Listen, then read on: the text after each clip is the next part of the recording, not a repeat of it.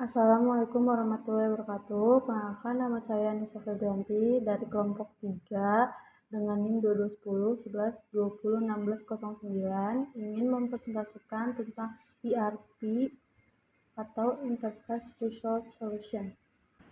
Saya akan menjelaskan tentang pengertian ERP.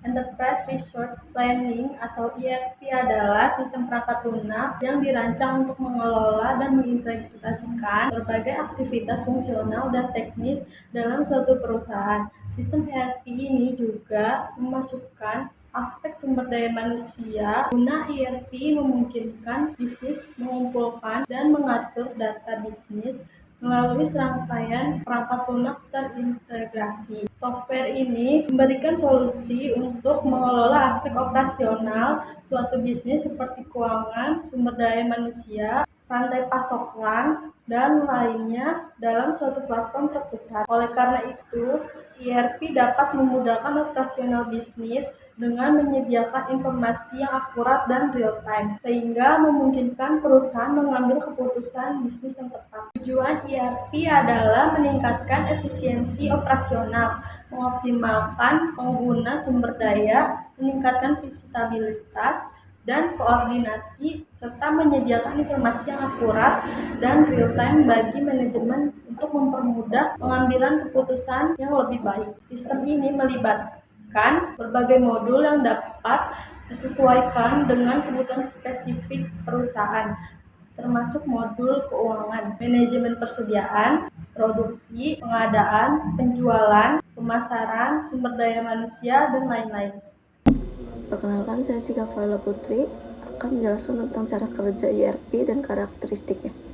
Cara kerja ERP. Yang pertama, mengotomatiskan seluruh proses bisnis dalam satu database terpusat.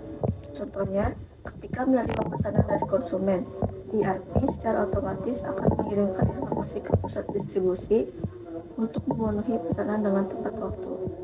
Yang kedua, selain itu, ERP dapat melihat data-data berupa waktu pengiriman, tiket inventaris, dan faktor lain untuk menentukan pusat distribusi manakah yang paling available untuk menyelesaikan pesanan tersebut secara tepat waktu. Yang ketiga, ERP menyatukan semua orang dalam satu sumber. Jadi, ERP bekerja tidak hanya untuk menyederhanakan proses bisnis perusahaan.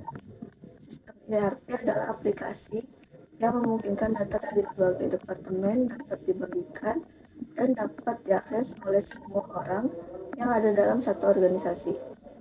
Bahkan, beberapa sistem ERP disesuaikan dengan kebutuhan industri secara lebih spesifik, tergantung pada penyedia perangkat lunak. Karakteristik ERP. Karakteristik ERP menurut Daniel E. O'Leary meliputi hal-hal sebagai berikut. Yang pertama, ERP adalah suatu paket perangkat lunak yang didesain untuk lingkungan pelanggan pengguna server, apakah itu secara tradisional atau berbasis jaringan. Yang kedua, sistem ERP memadukan sebagian besar dari proses bisnis. Yang ketiga, sistem ERP memproses sebagian besar dari transaksi perusahaan. Yang keempat, sistem ERP menggunakan basis data perusahaan yang secara tipikal. Yang kelima, sistem ERP memungkinkan mengakses data secara waktu nyata atau real time. Yang keenam, dalam beberapa hal sistem ERP memungkinkan perpaduan proses transaksi dan kegiatan perencanaan. Yang ketujuh, sistem ERP menunjang sistem multi mata uang dan bahasa yang sangat diperlukan oleh perusahaan multinasional. Yang ke-8, sistem ERP memungkinkan penyesuaian untuk kebutuhan khusus perusahaan tanpa melakukan pemrograman kembali. Halo semuanya, perkenalkan nama saya Haifa, saya dari kelompok 3. Saya akan menjelaskan mengenai contoh sistem ERP. Terima kasih. Contoh sistem ERP yaitu Oracle Business. Perangkat lunak dari Oracle ini memungkinkan untuk melakukan perencanaan sumber daya lintas industri untuk kebutuhan mulai dari rantai pasokan hingga CRM. Yang kedua itu ada Odoo. Software ERP ini merupakan software open source, cocok untuk menghemat biaya operasional.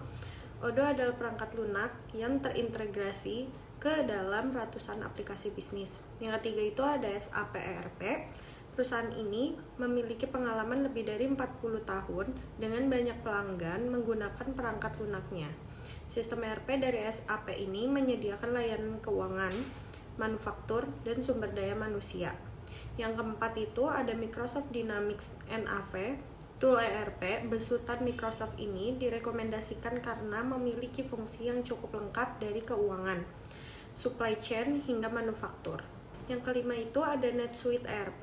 Sistem ERP ini memiliki fungsionalitas yang komprehensif dan terukur untuk usaha kecil dan besar. Fitur NetSuite ERP mencakup manajemen keuangan, inventaris, dan aset tetap. Hai, saya Misha Dwi Renata dari kelompok 3 ingin menjelaskan tentang ERP. Nah, sekarang saya mau menjelaskan jenis-jenis ERP berdasarkan implementasinya.